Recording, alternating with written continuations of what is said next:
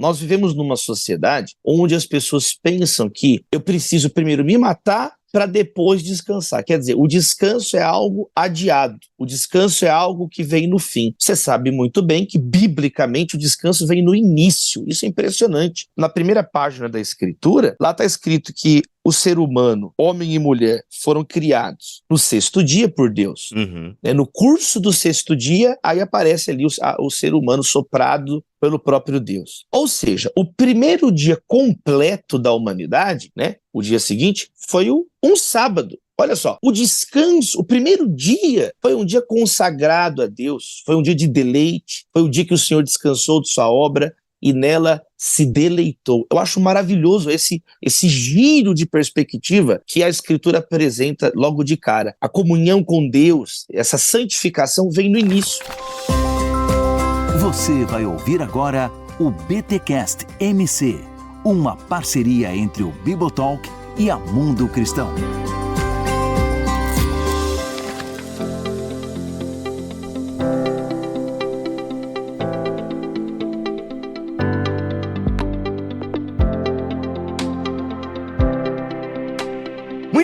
Muito bem. Começa mais um BTcast MC, que chega até você graças à editora Mundo Cristão, o de número 37. Eu sou Rodrigo Bibo e, influencer cristão não é lugar pra você desabafar. Eu sou o Davi Lago e há coisas que só conseguimos ver com os olhos molhados. Eita, rapaz, que bonito isso, meu irmão. Quem é que disse isso?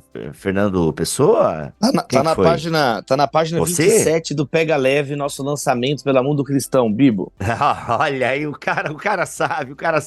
Gente, que alegria ter Davi Lago mais uma vez aqui no BTcast, agora no BTcast MC, para falar de mais um lançamento, Inclusive, conversávamos aqui no Off Topic, O Davi tem lançado muitos livros, inclusive nessa pegada aí da teologia das emoções, se é que podemos falar assim, teologia das emoções. Davi, que é um palestrante, viaja o Brasil, é pastor, é um escritor, enfim, professor de doutorado. Meu Deus, Davi, agora eu quero saber o seguinte, meu irmão. Quando é que você respira, descansa e assiste De Volta para o Futuro, mano? Porque eu te acompanho um pouco no Instagram e eu fico cansado só de ver tua agenda. E aí tu me lança uma média aí de 2, 3 livros por ano e, meu Deus do céu, meu irmão. E aí tu vem me falar de descanso no teu livro. Eu quero saber qual que é o segredo. Já quero começar com essa. Qual que é o segredo de Davi Lago para não estar surtado com cabelos brancos e banguela? Eu tô bem, hein, Bibo? Ainda perdi 10 quilos ainda, cara. Vamos lá.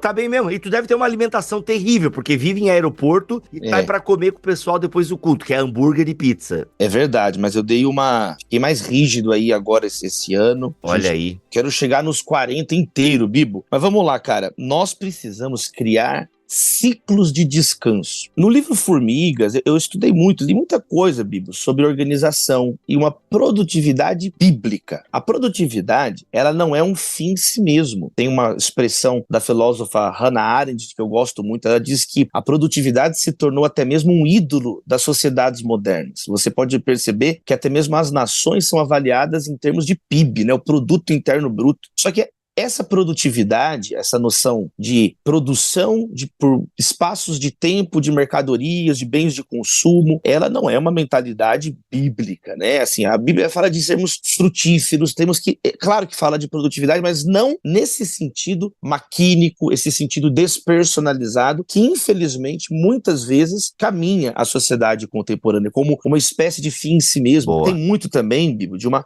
falsa produtividade. Não é porque a pessoa ela está correndo de um lado para o outro, ela até pensa que está sendo produtiva, mas não tem fruto nenhum ali, não tem fruto nenhum. E aqui já entra um ponto que eu acho muito importante. Nós vivemos numa sociedade onde as pessoas pensam que eu preciso primeiro me matar para depois descansar. Quer dizer, o descanso é algo adiado, o descanso é algo que vem no fim. Você sabe muito bem que, biblicamente, o descanso vem no início. Isso é impressionante. Na primeira página da Escritura, lá está escrito que o ser humano, homem e mulher, foram criados no sexto dia por Deus.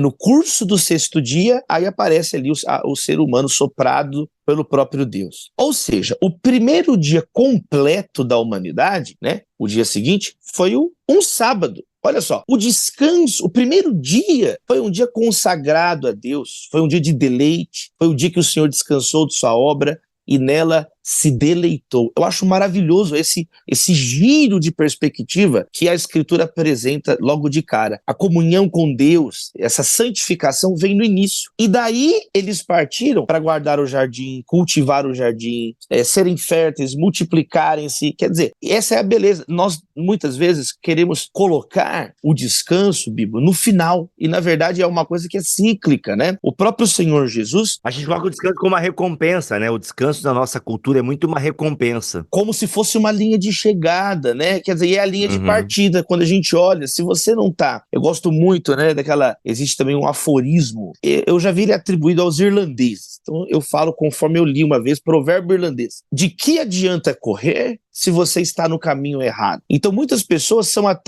gastam energia, mas não chegam em lugar nenhum, estão na direção errada, estão correndo sem propósito. A Bíblia fala sobre isso. Jesus diz, eu sei de onde vim, para onde vou. O apóstolo Paulo diz, eu não corro como quem corre sem alvo, né? Eu não corro de lugar nenhum para lugar nenhum. Então, criar ciclos de descanso foi uma estratégia do próprio Senhor Jesus, Rodrigo, né? Jesus se retirava para lugares... Rodrigo não, Rodrigo, eu vou desligar esse... Rodrigo Bibo, Jesus se retirava para lugares isolados a fim de orar. Então, certo dia, pouco depois, Jesus subiu para um monte para orar.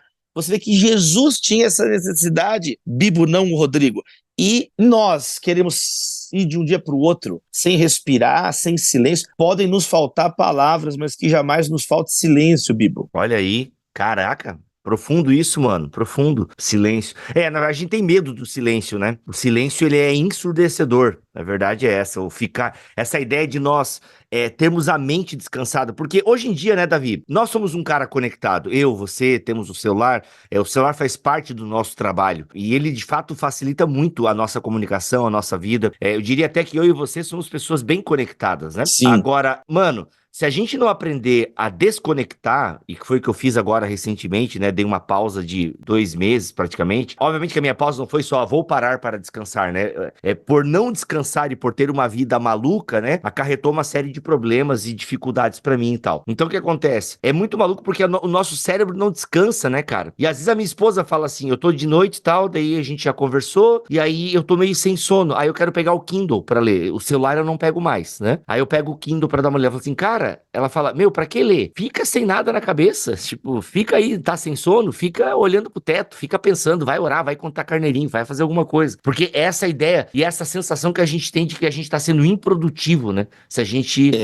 o tédio, a gente tem pavor do tédio. Exatamente. E na verdade, nós precisamos ter tempo também para beleza, para contemplação, acalmar, desacelerar. Isso é profundamente bíblico. É tão impressionante isso, Bibo, que quando Deus fala sobre o maná para o povo de Israel, o maná não podia ser guardado para o dia seguinte, né? Exceto sexta-feira. Ou seja, o maná de sexta é duplo, ele valia para o sábado. É impressionante. É um milagre dentro do milagre, Bibo. Ou seja, o Deus queria de fato que eles entendessem que eles precisavam de um tempo. Não precisa ser, nós entendemos, o Novo Testamento deixa isso muito claro. Não foi o homem criado para o sábado foi criado para o homem, né? O sábado veio depois que a humanidade já existia. A humanidade tem precedência sobre o sábado. Mas são esses ciclos, né? São ciclos de ouvir mais a Deus. Eu acho que Marcos 1 talvez seja...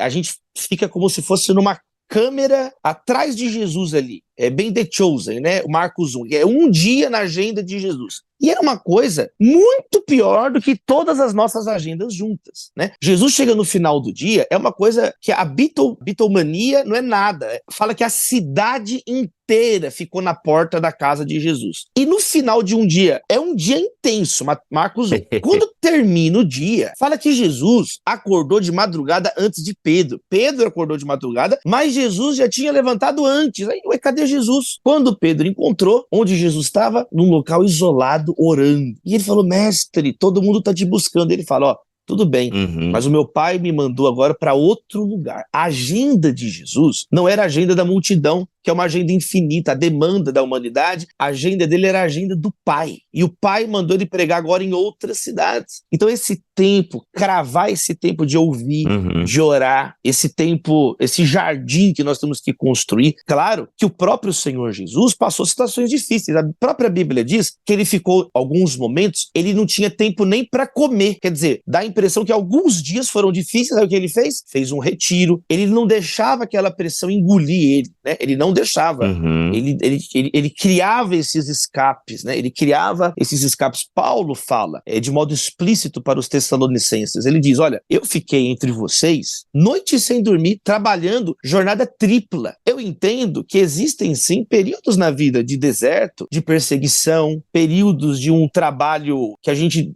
paga um preço, né?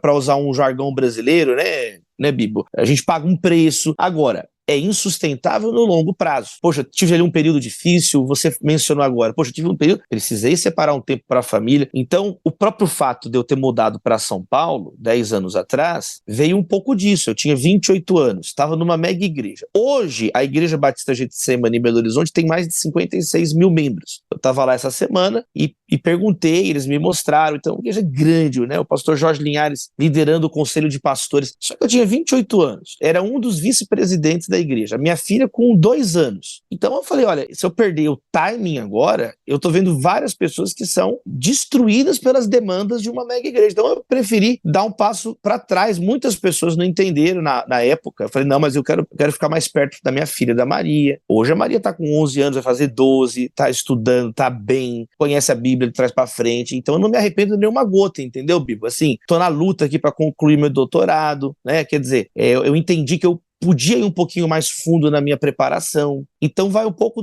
desse senso também, de curto, médio, longo prazo. Eu vejo que a nova geração, todo mundo quer ser o jovem rico, né? Todo mundo quer ser multimilionário antes dos 20, antes dos 30. Isso é uma loucura. Agora, Davi, tu elabora isso a partir também de uma realidade. E nós temos uma realidade que deve ser a realidade, e tu conhece bem, é um cara que transita pelo Brasil, que a maioria dos brasileiros é aquela pessoa mesmo que trabalha, que rala aí 8, 10 horas por dia, trânsito, fora, né, o caminho para casa. Como é que fica ilhas de descanso para uma pessoa que tem que trabalhar de segunda a sábado, muitas vezes, naquela loucura que é a vida urbana, e que se a pessoa não ralar, né, às vezes é o marido e a mulher ralando pra caramba pra dar conta, aí pros dois juntos ganharem, quem sabe, 3 mil, 4 mil reais por mês, para poder ter um mínimo de dignidade, enfim. Porque essas pessoas também são engolidas, né, pelo cansaço. Ou tu percebe que esse lance de cansaço, saúde mental, gente estourada, é um pouco, talvez seja um problema da classe média, uma galera que, tipo, realmente, talvez colocou o coração no lugar errado. Porque às vezes o trabalhador tá tão no flow da vida que ele não tem nem tempo de chorar, porque se ele chorar, ele fica sem comer. Como é que tu enxerga essa realidade, assim? Se é que a gente consegue fazer uma leitura, né? Tamanho que é o Brasil e as realidades. Dando um passo atrás, é a questão central da vida humana. Onde está a nossa fé? É o Paul Tillich e o von Balthasar. Eles são, né, um católico, um protestante no século XX, né? Eles lançam obras falando sobre isso, sobre ansiedade, sobre trabalhar demais numa sociedade industrializada. Eles vão dizer que a ansiedade é a crise da fé na providência divina. Ou seja, onde está o centro de gravidade da nossa confiança? Está em Mamon? Está no meu próprio trabalho? Ou de verdade está em Deus? Enquanto a gente estiver vivo, vai ter louça para lavar. Então, Israel também. Israel estava no deserto. Então, assim, para nós levarmos a sério, quando a gente acorda de manhã, para quem que a gente ora? Para o Pai Nosso que está no céu ou para o mamão meu que está na carteira? Jesus, é isso, o sentido da vida nossa. A nossa fé de verdade está em Deus ou ainda está no nosso braço? Esse é o desafio de todo servo e serva do Senhor, é aprender a descansar em Deus. O convite de Jesus é muito claro. Ele não está falando de um descanso, de uma boa noite de sono. Ele não está falando de um descanso de férias. Ele está falando de um descanso mais elementar, o descanso da alma, o descanso da consciência. Vinde a mim os que estão cansados, sobrecarregados, eu aliviarei. Eu darei descanso para a sua alma. Então, a partir de uma alma leve, de uma alma purificada, nós vamos enfrentar as lutas, nós vamos enfrentar o Brasil, nós vamos enfrentar os dissabores da vida, mas em uma outra chave, não uma chave de desespero, uma chave de esperança. Imagina os cristãos no começo da igreja sendo martirizados. Estou relendo, né, os pais apostólicos, relendo ali a carta de Clemente, né, aos Coríntios, as cartas de Inácio de Antioquia. É impressionante a dor deles, é impressionante. A gente acha que a gente vive num mundo difícil. Ele já começa, olha, eu queria escrever antes, ele usa essa palavra, mas eram tantas desgraças sobre nós que nós não tínhamos tempo de escrever uma carta. Então, assim, não é uma novidade para a igreja, na sua tradição bimilenar.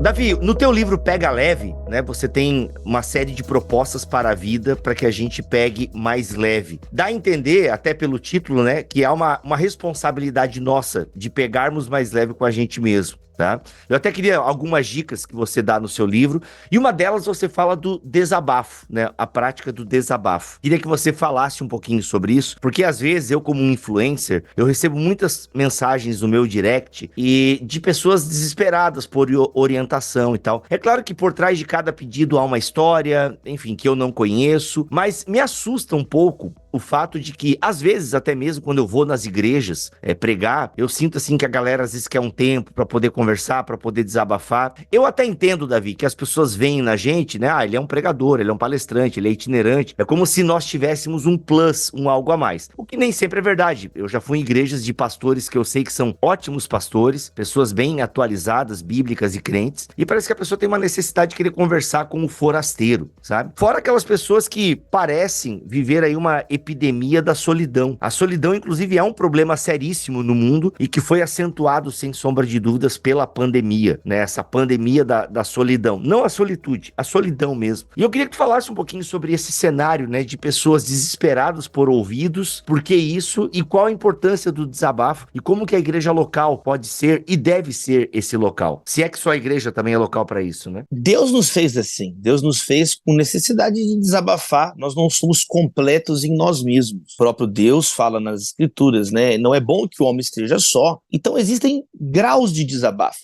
Aconselhem-se mutuamente, suportem as cargas uns dos outros. Existem pessoas que gostam de desabafar até pro cachorro. Ela conversa com as paredes, ela conversa com o gato, com o animal de estimação. Nós temos a cena, né? Eu abro o livro falando do Chuck Knowledge, o personagem interpretado pelo Tom Hanks, né? No Náufrago. Com a bola. Que ele conversa com a bola de vôlei, né? O Wilson. O Wilson, você sabe que ele ganhou até um prêmio de melhor objeto inanimado, né? Nos Estados Unidos por aquela interpretação, entre aspas, né? Mas quer dizer... Não, cara, eu fiquei de cara com essa informação. Então, assim, nós precisamos de algum modo falar, desabafar, expelir esse veneno que está, muitas vezes, destruindo o nosso bem-estar interior. Só que Deus nos chama também a desabafar diante dele, colocar diante dele esses pesos. Muitas pessoas experimentam desabafar nos anônimos, na internet, conversa até com o chatbot, psicoterapeuta, robozinhos, e nunca faz uma oração diante de Deus. Então, desabafar, se você pegar os Salmos, eu gosto demais de Salmos, Bíblia, porque o livro dos Salmos, em toda a escritura, Deus fala conosco. Em Salmos, Deus fala conosco, mas tem um diferencial que os Salmos também falam por nós. Então, nos Salmos, nós vamos encontrar vários desabafos diante de Deus. A pessoa perplexa, o ser humano em dúvida. Às vezes nós nos sentimos, né, todos rachados, e o desabafo é essa rachadura que a gente escancara, mas é por ela que entra a luz divina, é por ela que entra um ar novo, um fôlego novo. Então tem pessoas que às vezes não desabafam, das duas uma, ou a pessoa explode ou a pessoa implode. Explode aquele que de repente começa, uma pessoa que não tem nada a ver com seus problemas, ele vai e desabafa e joga pra fora aquela pessoa, maltrata uma pessoa, ou implode. Tem gente que não fala pra ninguém, mas chega um ponto que a vida interior, ela é destruída por dentro, a pessoa começa a ter pensamentos até de autodestruição, né? Então, desabafar é uma prática que a gente pode resgatar junto com a prática do lamento, né? É sempre importante separar lamento e murmuração. Lamento é uma bênção. A murmuração é um pecado. É eu questionar, reclamar sem fé. É praguejar, falar palavrão como um fim em si mesmo, para machucar alguém. O lamento não. O lamento é uma expressão sincera de tristeza, mas com fé diante de Deus, né? Colocar diante de Deus aquilo ali como o nosso melhor amigo, né? Como Jesus nos chamou de amigo. Então, chorar também é uma bênção, né? Nós começamos aqui o nosso papo falando das lágrimas. Deus nos fez com canais lacrimais para a gente chorar. Jesus chorou, Bíblia. Jesus chorou quando ele estava vendo Jerusalém, na morte do seu amigo Lázaro. Então, as lágrimas crísticas dão dignidade às nossas próprias lágrimas, né? Então, como a gente vai ser empático se a gente não chora nem na nossa própria vida? Então, às vezes, um momento de desabafar, de lamentar e de chorar, pessoas que querem pular esse momento, isso apenas agrava a sua condição de pesos desnecessários, é uma coisa meio de síndrome de Salvador do mundo, né?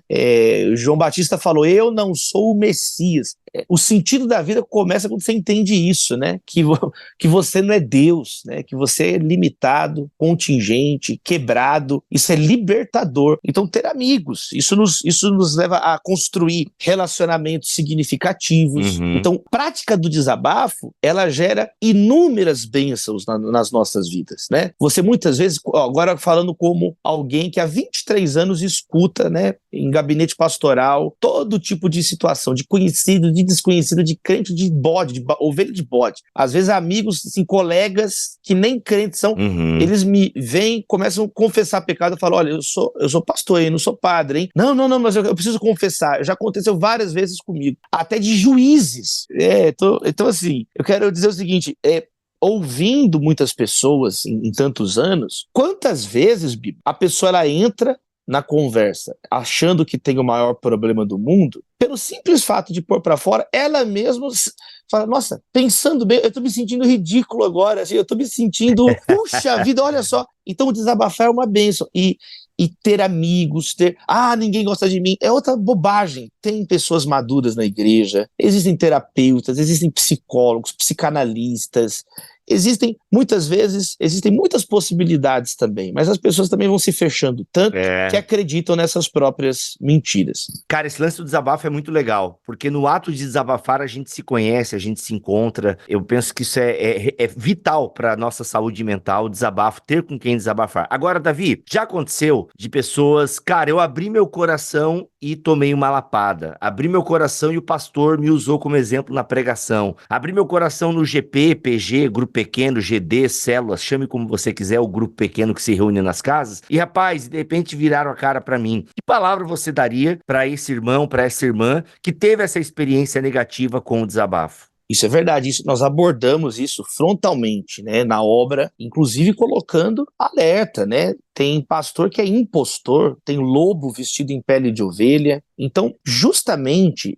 por isso, o desabafo a Deus é tão importante. As pessoas às vezes superestimam, é muito mais fácil, né, falar com alguém que está ali, e a pessoa nunca ora, nunca pede discernimento a Deus. Então, primeiro devemos amar a Deus e depois amar ao próximo. E eu falo muito sobre desenvolver relacionamentos significativos. Sempre existirá, a definição de amizade, ela implica certa vulnerabilidade da pessoa, né? O amor implica isso. O amor, para ser amor de verdade, envolve risco. Se não envolve risco, não é amor, né? Porque eu tô ultra protegido. Então, é justamente de experiências, às vezes, que todos nós temos, isso é importante falar também, não é eu sou a única vítima do universo. Isso é uma bobagem também. Todo mundo já foi traído, todo mundo já foi machucado, todo mundo em algum grau. Agora, a pessoa pode superar, virar a página, crescer, aprender com a lição, dessa queda, desse ferimento, nascer ali uma casca mais grossa e uma pessoa mais madura emocionalmente,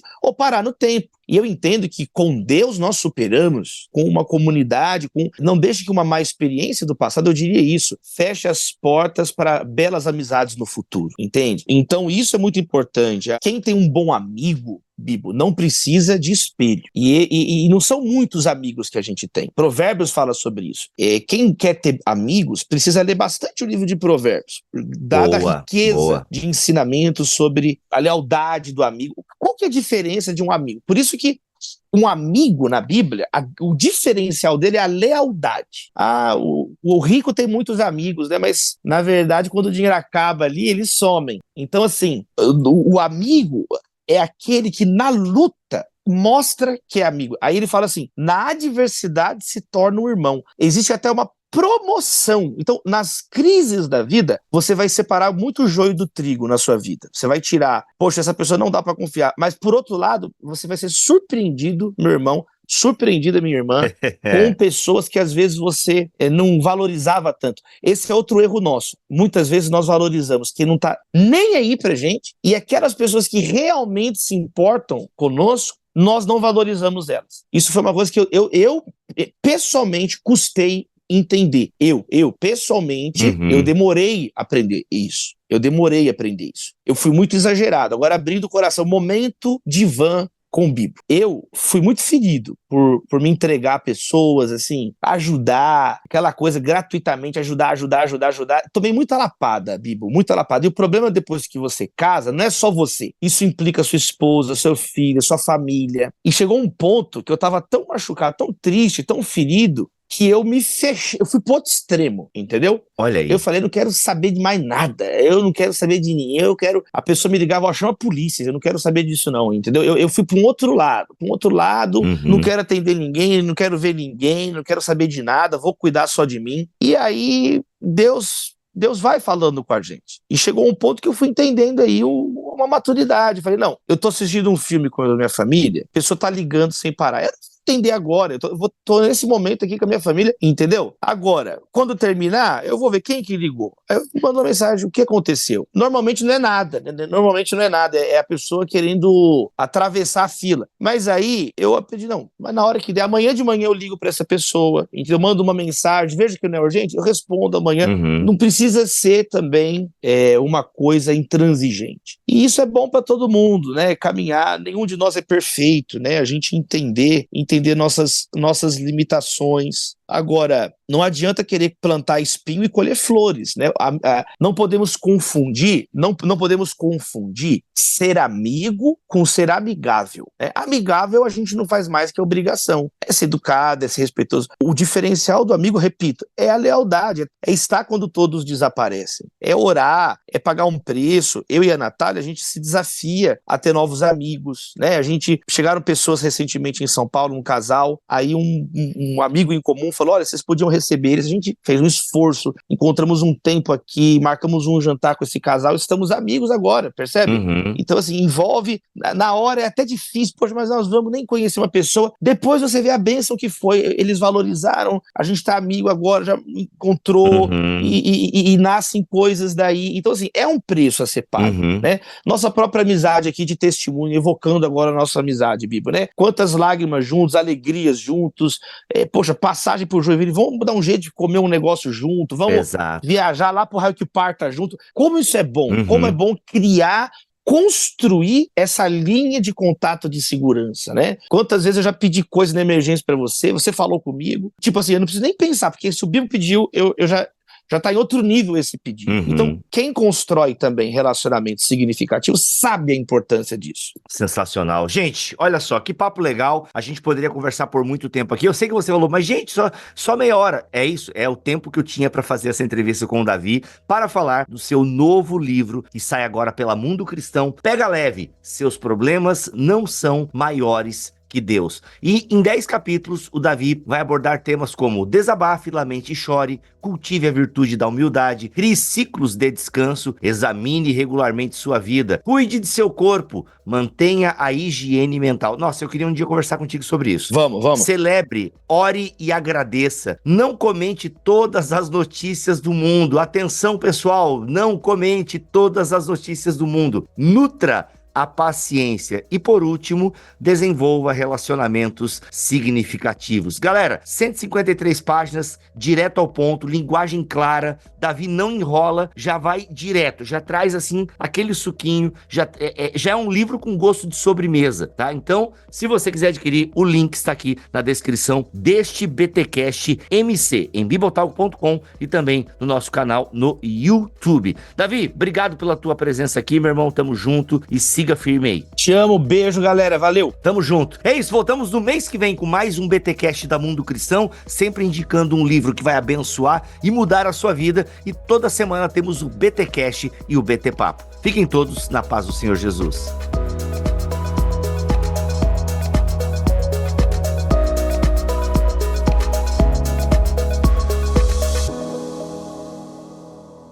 Este podcast foi editado por Bibotalk Produções.